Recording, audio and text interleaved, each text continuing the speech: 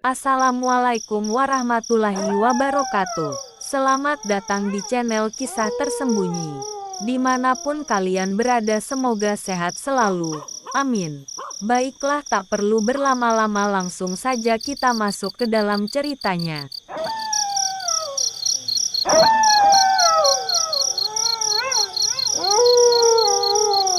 Arka sejak kecil memiliki kemampuan aneh. Ia bisa melihat apa yang tidak bisa dilihat orang lain. Bukan sekadar bayangan samar, tapi wujud jelas yang menyerupai manusia. Meski wajah mereka sering kali pucat, tubuhnya rusak, atau berdarah. Arka bisa melihat hantu. Awalnya, ia mengira semua orang juga bisa melihat hal yang sama. Namun, saat ia menunjuk ke arah sosok perempuan berambut panjang yang duduk di kelas mereka waktu SD, teman-temannya justru menatapnya dengan bingung. Dari situlah Arka tahu, dirinya berbeda. Semakin dewasa, penglihatannya semakin tajam. Di jalan sepi, ia bisa melihat arwah yang terseret di belakang truk. Di rumah sakit, lorong-lorong dipenuhi orang dengan wajah kosong, menatapnya. Bahkan di kamarnya sendiri, kadang ada sosok yang berdiri diam, hanya mengawasinya. Yang membuat Arka tersiksa, hantu-hantu itu tahu bahwa ia bisa melihat mereka. Mereka mengikuti Arka, berbisik di telinganya, meminta tolong, atau sekadar menatap dengan wajah penuh kebencian.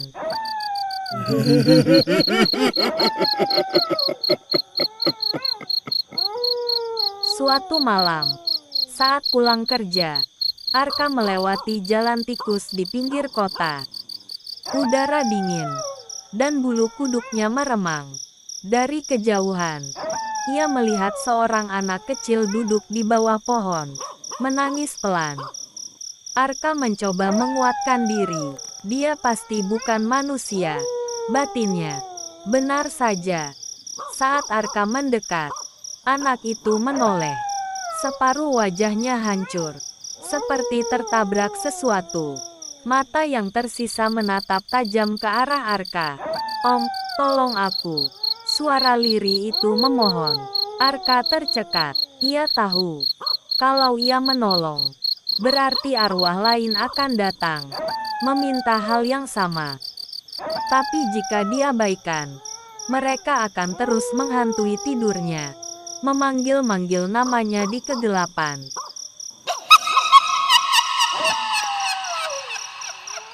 Sejak malam itu, Arka mulai diganggu lebih parah. Suara ketukan di jendela, bisikan yang memanggil namanya, bahkan bayangan duduk di sisi ranjang setiap kali ia hendak tidur. Arka pun sadar, kemampuannya bukan anugerah. Itu adalah kutukan, dan kutukan itu semakin kuat, seolah mengikatnya pada dunia yang seharusnya tak pernah ia lihat. Hingga kini, Arka berjalan dengan mata yang selalu waspada, karena ia tahu, di tengah keramaian sekalipun, ada yang memperhatikannya. Dan mereka tahu, hanya Arka yang bisa melihat mereka.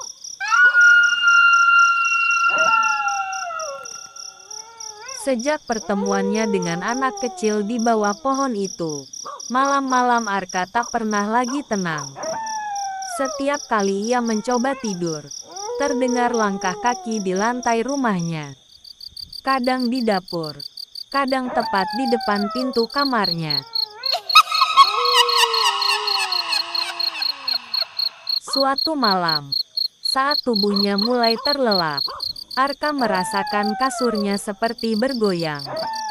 Perlahan, ia membuka mata. Ada seseorang sedang duduk di ujung ranjang. Sosok itu tidak bergerak, hanya menunduk. Rambut panjangnya menutupi wajah. Tubuhnya pucat, mengenakan gaun putih yang kotor penuh bercak hitam. Arka berusaha menutup mata, berharap itu hanya halusinasi. Tapi suara lirih terdengar jelas. "Kak, tolong aku. Dia masih di sini." Arka sontak menahan napas. Suara itu terlalu nyata untuk diabaikan. Saat ia berani membuka mata sekali lagi, sosok perempuan itu sudah menoleh ke arahnya. Wajahnya hancur di bagian mulut, seperti pernah dicekik hingga rahang patah.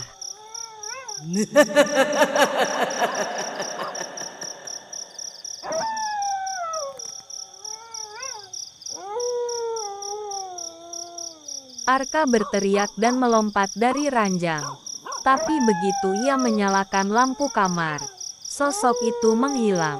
Napas Arka memburu. Ia sudah terbiasa melihat hantu. Tapi kali ini terasa berbeda. Sosok itu bukan sekadar menampakkan diri. Ia berbicara langsung padanya. Keesokan harinya, Arka mencoba mencari jawaban. Ia mendatangi seorang dukun tua yang terkenal bisa melihat dunia gaib. Dukun itu menatap lama ke mata Arka. "Matamu bukan mata manusia biasa," katanya pelan. "Kau punya mata kedua. Mata itu terbuka sejak kau kecil, dan semakin lama semakin kuat." Arka hanya terdiam. "Masalahnya," lanjut dukun itu, "bukan hanya kau bisa melihat mereka. Mereka juga bisa melihatmu. Dan yang datang padamu bukan arwah biasa. Mereka yang mendekat adalah yang tidak tenang, yang meninggal dengan cara mengerikan." Arka merasa tubuhnya lemas. "Lalu, apa yang mereka inginkan dari saya?"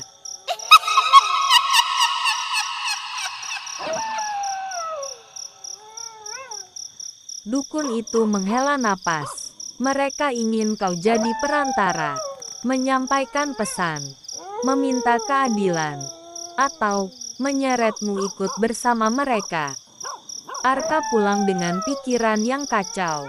Dan malam itu, gangguan semakin parah. Suara pintu diketuk berkali-kali. Lampu kamar berkedip. Hingga akhirnya, suara anak kecil yang pernah ia temui dulu kembali terdengar. "Om, ayo ikut aku. Ayo." Arka menoleh. Dan ia melihatnya berdiri di pojok kamar. Kali ini, si anak kecil tidak sendirian. Ada banyak sosok lain berdiri di belakangnya, menatap Arka dengan wajah penuh luka dan darah.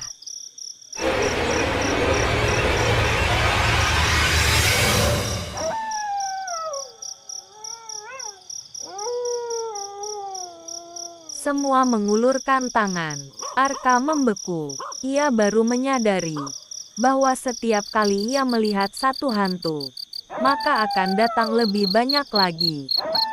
Dan kini, mereka takkan berhenti sebelum menyeretnya masuk ke dunia mereka.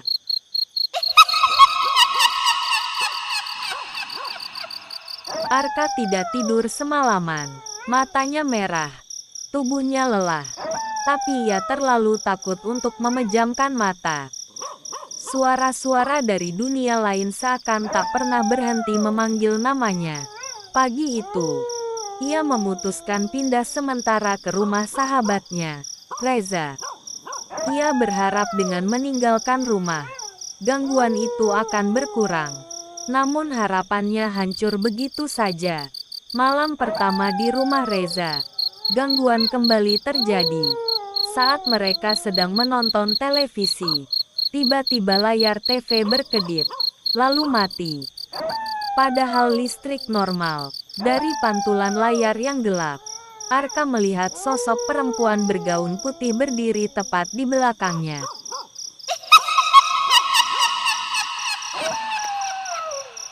Ia menoleh cepat. Kosong. Reza menatapnya heran. "Lo kenapa, Kak? Dari kemarin kayak orang ketakutan terus."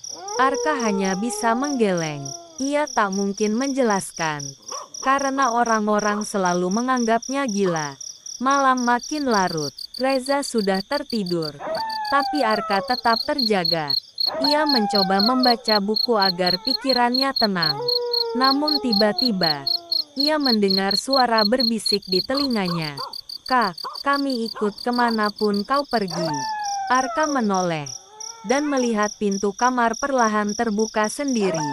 Dari celah pintu itu, tampak bayangan anak kecil yang dulu ia lihat di bawah pohon, menatapnya dengan mata kosong.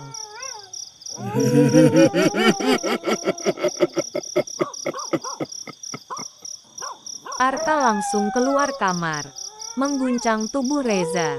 "Za, bangun, gue nggak bisa sendiri." Namun saat Reza membuka mata, wajahnya berubah pucat. Ia menatap ke arah belakang Arka dengan ketakutan luar biasa.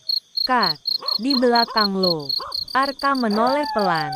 Di sana, berdiri sosok perempuan dengan wajah hancur. Rahang terlepas, mata melotot. Tubuhnya membungkuk, dan tangannya perlahan meraih bahu Arka. Arka berteriak, membuat Reza juga ketakutan. Reza langsung melafalkan doa dengan terbata-bata, tapi sosok itu tak juga hilang. Malah semakin dekat. Arka tahu satu hal, rumah bukanlah sumber gangguan ini. Hantunya mengikuti dia, kemanapun ia pergi. Dan yang lebih menakutkan, jumlah mereka semakin banyak. Kini, Arka sadar, ia tidak sedang dihantui. Ia sedang dikepung.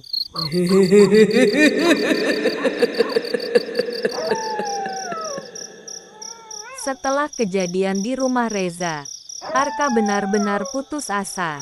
Ia tidak bisa lagi lari, karena kemanapun ia pergi, mereka selalu mengikuti. Reza yang awalnya tak percaya, kini ikut merasakan teror itu. Ia melihat dengan matanya sendiri bagaimana pintu rumah terbuka dan tertutup sendiri. Kursi bergeser tanpa disentuh. Bahkan mendengar suara anak kecil tertawa di lorong.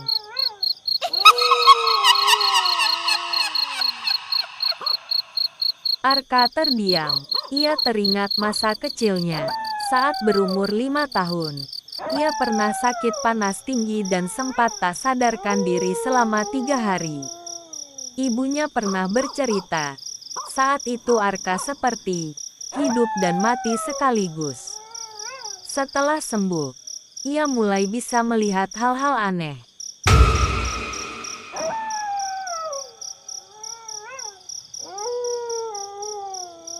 Mereka pun memutuskan menemui kembali dukun tua yang sebelumnya pernah Arka datangi. Dukun itu menatap Arka dengan pandangan prihatin. "Aku sudah memperingatkanmu. Kau membuka mata yang seharusnya tertutup. Itu terjadi saat rohmu dulu terlepas dari tubuh ketika kau sakit keras. Kau kembali, tapi dengan mata kedua yang terbuka." Arka menelan ludah. Lalu, kenapa sekarang mereka makin banyak? Makin dekat. Dukun itu menghela napas panjang. "Karena roh-roh itu melihatmu sebagai jembatan. Kau satu-satunya yang bisa menatap mereka, mendengar mereka. Mereka haus akan perhatianmu, Kak.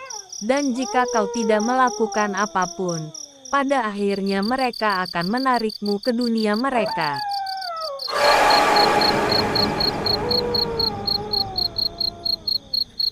Reza langsung menimpali. "Terus, apa nggak ada cara nutup mata itu?" Dukun itu menatap mereka serius. "Ada satu cara, tapi sangat berbahaya. Kau harus mendatangi tempat pertama kali matamu terbuka. Di sanalah ritual pemutusan bisa dilakukan." Arka terdiam. Ia tahu betul tempat itu. Rumah tua di kampung halamannya. Tempat ia pernah koma saat kecil. Rumah yang kini sudah lama kosong. Dan konon, berhantu.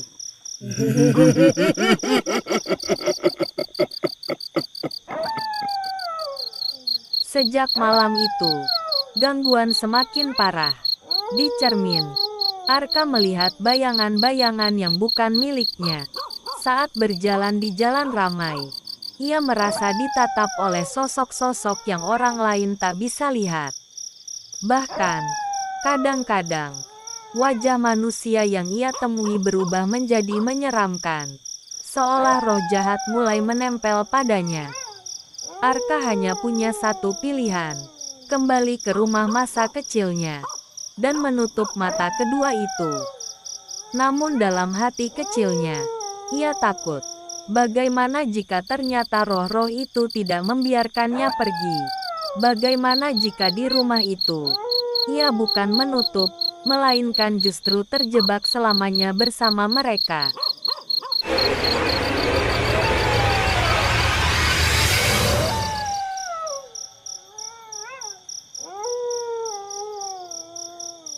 Malam itu, Arka dan Reza memutuskan kembali ke kampung. Rumah tua peninggalan keluarga Arka sudah lama tak berpenghuni. Berdiri di pinggir desa dengan cat tembok yang mengelupas dan jendela berdebu. Begitu melangkah masuk, udara di dalam rumah terasa berat, dingin, dan penuh bisikan samar. Reza menggigil, tapi Arka hanya terdiam. Ia merasa rumah itu seolah hidup, seperti telah lama menunggunya kembali. Dukun tua sudah menyiapkan sesajen dan membaca mantra. Lilin-lilin dinyalakan di 4 penjuru ruangan. Arka duduk di tengah, memejamkan mata. Sementara dukun berbisik, "Kalau ingin menutup mata keduamu, kau harus berani menatap mereka untuk terakhir kali. Jangan takut, jangan lari." Namun begitu ritual dimulai, lilin-lilin berkedip dan padam satu persatu. Suara pintu berderit keras, dan udara menjadi semakin dingin. Di sekelilingnya, puluhan sosok berdiri. Ada anak kecil yang wajahnya hancur, perempuan dengan rahang patah, pria tanpa kepala, dan bayangan hitam besar yang matanya merah menyala. Semua menatap lurus ke arah Arka. Reza mundur ketakutan. "Kak, mereka makin dekat."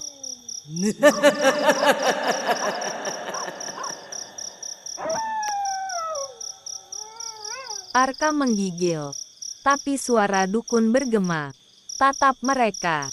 Kak, kalau kau lari, kau akan selamanya terikat." Arka menatap satu persatu sosok itu. Tubuhnya bergetar hebat. Sosok perempuan bergaun putih merangkak mendekat. Wajah hancurnya makin jelas. Jarak tinggal sejengkal. Anak kecil itu meraih tangannya. Bayangan hitam mendekat. Suaranya menggeram. "Kau milik kami. Ikutlah." Arka menutup matanya rapat, menggigit bibir, lalu berteriak keras, "Aku tidak milik kalian." Saat itu juga, lilin terakhir menyala kembali. Suara jeritan memenuhi ruangan, lalu perlahan menghilang. Sosok-sosok itu lenyap, satu demi satu, seakan tersedot ke dalam kegelapan. Tubuh Arka ambruk, napasnya tersengal. Dukun berkata dengan suara berat, "Sudah selesai, mata keduamu tertutup." Arka menangis lega. Reza memeluknya. Untuk pertama kalinya dalam hidup, ia merasakan keheningan yang nyata. Tak ada lagi bisikan, tak ada lagi bayangan. Namun, saat mereka hendak keluar rumah, Arka berhenti. Di cermin tua yang tergantung di ruang tamu, ia melihat bayangannya sendiri, tersenyum aneh. Padahal wajah aslinya tidak.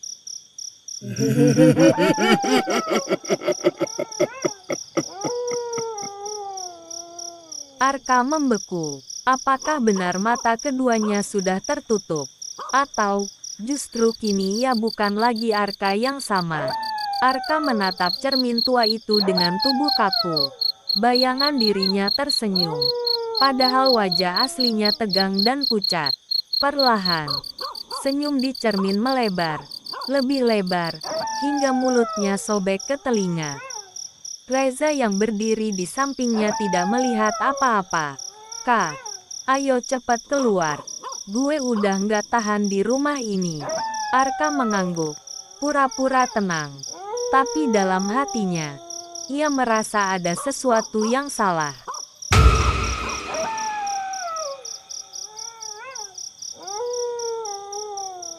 Malam itu, mereka kembali ke kota. Semua terasa normal. Tidak ada suara-suara. Tidak ada sosok mengerikan yang mengikuti. Arka tidur nyenyak untuk pertama kalinya setelah sekian lama. Namun, sejak hari itu, orang-orang di sekitar Arka mulai merasa ada yang aneh. Ibunya pernah berkata, "Kak, cara kamu menatap orang sekarang bikin merinding. Seperti bukan kamu." Reza juga mulai menjauh. Ia bercerita pada orang lain bahwa Arka sering berbicara sendiri di tengah malam, tertawa kecil di sudut ruangan, atau berdiri lama di depan cermin.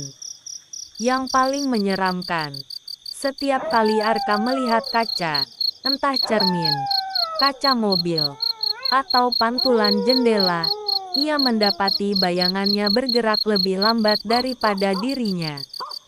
Seolah-olah ada dirinya yang lain di balik pantulan itu. Suatu malam, Arka memberanikan diri menatap lekat-lekat bayangannya di cermin. "Siapa kau sebenarnya?" bisiknya. Dan dari cermin itu, bayangannya menjawab dengan suara lirih. Meski bibir Arka sendiri tak bergerak. "Aku adalah kau yang sebenarnya.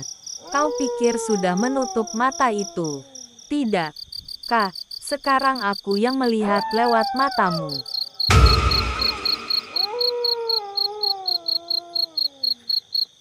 Arka terhuyung. Tubuhnya lemas. Ia sadar, meski mata keduanya ditutup, ternyata ada roh yang berhasil menembus pertahanan terakhirnya. Bukan lagi hantu yang menghantuinya, tapi sesuatu yang kini menyatu di dalam dirinya. Sejak saat itu, orang-orang hanya mengenal Arka sebagai pria pendiam dengan tatapan kosong. Tak ada yang tahu. Setiap kali ia tersenyum, itu bukan Arka yang sedang tersenyum.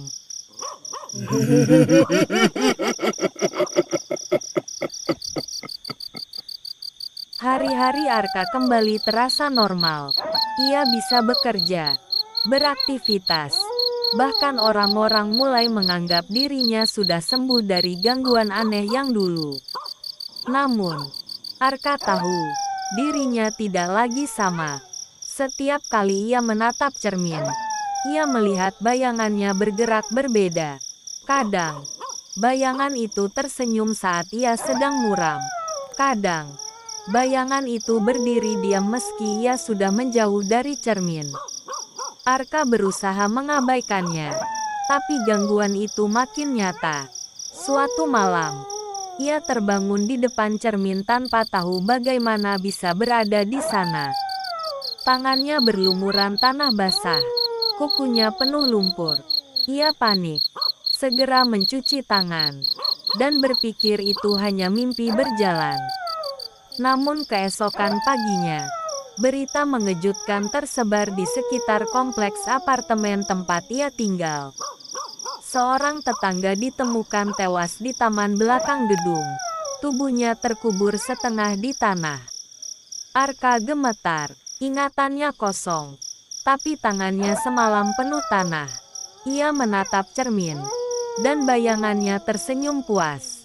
"Aku yang melakukannya, Kak," suara dari dalam cermin berbisik. "Dan kau tidak bisa menghentikanku."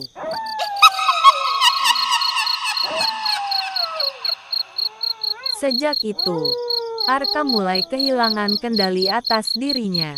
Kadang ia terbangun di tempat asing. Kadang menemukan pakaian kotor berlumuran darah di lemari. Ia mencoba melawan dengan doa, dengan menutup semua cermin di rumah. Tapi tak ada gunanya. Bayangan itu tidak butuh cermin lagi. Ia kini hidup di dalam Arka. Reza akhirnya datang menemuinya. "Kak, gue dengar kabar aneh. Lo sering kelihatan jalan sendirian malam-malam. Bahkan ada yang bilang lo suka ngomong sama diri sendiri." Arka menunduk. Ia ingin jujur, tapi takut Reza tak percaya. Namun saat ia membuka mulut, suaranya berubah serak, berat, dan bukan miliknya. Pergi. Za, jangan ikut campur. Kalau tidak, kau yang berikutnya.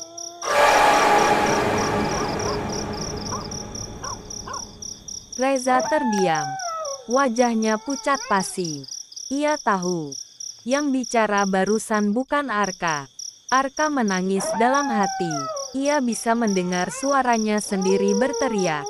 Tapi tubuhnya sudah tak lagi sepenuhnya miliknya. Kini, Arka hidup dalam dua dunia. Dunia nyata yang dilihat orang lain. Dan dunia gelap di dalam dirinya. Dikuasai oleh entitas yang selama ini bersembunyi di balik cermin.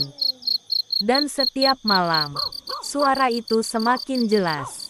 Kau pikir ini berakhir? Kak, tidak, ini baru saja dimulai.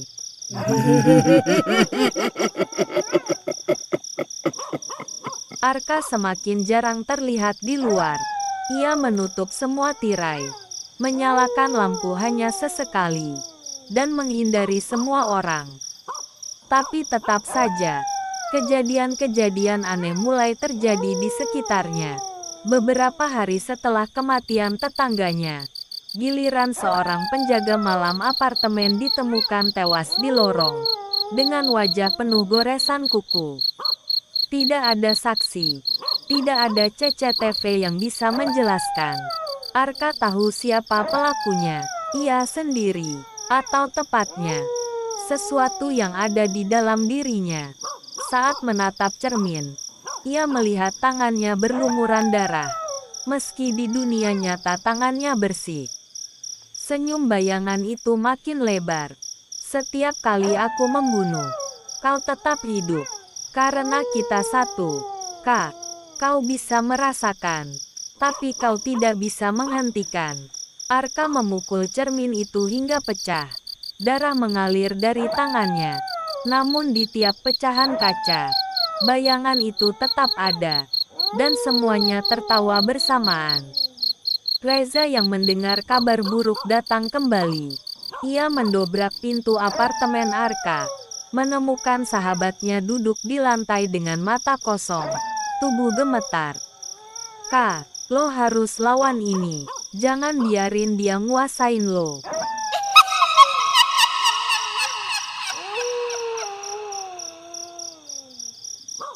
Arka menggeleng lemah. Gue, udah nggak bisa. Za, dia terlalu kuat. Bayangan itu tiba-tiba berbicara lewat mulut Arka dengan suara lain. Kau pikir bisa menyelamatkannya? Reza, kau hanya akan jadi korban berikutnya. Reza membaca doa dengan suara keras. Menggenggam tangan Arka. Saat itu, tubuh Arka menggeliat. Seperti dua jiwa yang saling berebut kendali. Arka berteriak. Suaranya bercampur dengan tawa menyeramkan dari dalam dirinya. Za, tolong gue. Kalau gue nggak bisa, bunuh gue. Reza terdiam. Air matanya jatuh. Ia tidak sanggup menghabisi sahabatnya sendiri. Tapi ia juga tahu, jika Arka terus hidup, dia itu akan terus membunuh orang lain. Lampu ruangan berkedip. Udara membeku. Bayangan Arka di cermin-cermin pecah mulai bergerak sendiri. Keluar dari pantulan. Merangkak ke arah mereka. Arka menjerit. Suaranya parau. Cepet, Zeta. Sebelum dia sepenuhnya jadi gue. Suara jeritan Arka bergema di seluruh apartemen. Tubuhnya bergetar hebat. Matanya berganti-ganti. Kadang milik Arka yang penuh ketakutan. Kadang milik entitas itu yang merah menyala dengan senyum sadis. Dari pecahan kaca di lantai, bayangan-bayangan hitam merangkak keluar, memenuhi ruangan. Mereka mengelilingi Reza dan Arka, seperti kawanan serigala yang siap menerkam. Reza menatap sahabatnya dengan wajah penuh air mata. Kak, gue nggak bisa. Arka meraih tangan Reza dengan sisa tenaganya. Suaranya bergetar, lirih, hampir tenggelam oleh tawa entitas itu. Lo harus bisa, Za. Bunuh gue sekarang, sebelum gue benar-benar hilang. Bayangan di dalam Arka tertawa keras, membuat ruangan bergetar. Kalau kau membunuhnya, berarti aku bebas, Reza. Aku akan keluar dan mencari tubuh baru. Kalau kau tidak melakukannya, aku akan tetap di sini dan perlahan membunuh semua orang di sekitarmu. Reza gemetar. Pilihan itu seperti jalan buntu, membunuh sahabatnya, atau membiarkan iblis itu hidup dalam tubuh Arka. Arka berteriak lagi, kali ini dengan suara bercampur tangis. Zeta, gue mohon. Sekarang, Reza menutup mata, menggenggam pecahan kaca yang ada di lantai. Tangannya berdarah, jantungnya berdegup kencang. Ia mengangkat kaca itu tinggi-tinggi. Namun sebelum ia menusukkannya, entitas itu mendadak menghentikan pergerakannya. Arka tersenyum aneh. Bukan senyum manusia. Kau terlambat, Reza. Dia sudah jadi milikku.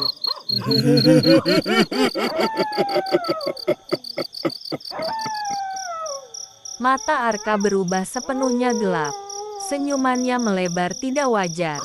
Bayangan-bayangan hitam di sekitar mereka langsung lenyap, masuk ke dalam tubuh Arka. Reza terhuyung mundur, menatap sahabatnya dengan ngeri. Ia sadar, Arka bukan lagi Arka. Dengan suara berat, Arka berjalan mendekat. Matanya kosong, tapi tatapannya menusuk. Kau seharusnya mendengarkannya tadi, Za. Sekarang, dia tidak ada lagi. Yang ada, hanya aku. Reza jatuh terduduk. Kaca pecah terlepas dari tangannya. Ia menangis. Bukan hanya karena kehilangan sahabat, tapi karena ia tahu sesuatu yang jauh lebih berbahaya kini hidup di dunia dengan wajah Arka. Dan malam itu, dari apartemen itu, terdengar tawa panjang yang menggema. Bukan tawa manusia.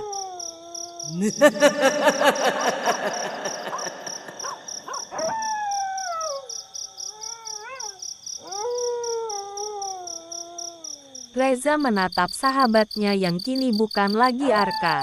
Tubuhnya masih sama. Wajahnya masih sama. Tapi matanya, kosong. Hitam. Penuh kegelapan. Arka yang asli sudah tiada. Arka lalu mendekat. Suaranya dingin. Kau punya pilihan, Reza. Menjadi pengikutku, atau menjadi korban pertamaku. Reza menahan napas. Di kepalanya hanya ada satu hal. Ia tidak bisa membiarkan dunia melihat Arka seperti ini. Kalau ia diam, entitas itu akan hidup bebas, membunuh siapa saja yang diinginkan. Dengan sisa keberanian, Reza meraih pecahan kaca yang terlepas tadi. Ia menggenggamnya erat meski tangannya penuh luka. Air matanya mengalir deras. Maaf, Kak, gue nggak bisa nyelamatin lo. Tapi gue juga nggak akan biarin dia pakai tubuh lo. Dalam sekejap, Reza menancapkan kaca itu ke dada Arka. Tubuh Arka menjerit. Bukan dengan suara manusia, melainkan pekikan ribuan roh yang keluar bersamaan. Bayangan hitam yang sempat bersembunyi di tubuh Arka berhamburan, menabrak dinding, lalu lenyap menjadi asap. Arka jatuh berlutut, darah membasahi bajunya. Sesaat, matanya kembali normal. Ia menatap Reza dengan senyum lemah. Terima kasih, lo sahabat gue yang paling berani. Lalu, tubuh Arka terkulai. Reza menjerit, memeluk tubuh sahabatnya. Hening, semua selesai. Ketika polisi datang setelah mendengar laporan warga, Reza ditangkap. Ia dianggap membunuh sahabatnya sendiri dengan kejam. Tak ada yang percaya kisah tentang roh jahat. Mata kedua, atau bayangan dari cermin. Malam terakhir di ruang tahanan. Reza duduk sendirian. Ia menunduk, menyesali segalanya. Namun tiba-tiba, Dari kaca kecil di pintu sel, ia melihat bayangan. Bayangan Arka tersenyum, dan suara itu berbisik pelan, menembus hatinya. Kau pikir sudah menghabisiku? Za, tidak, aku masih di sini.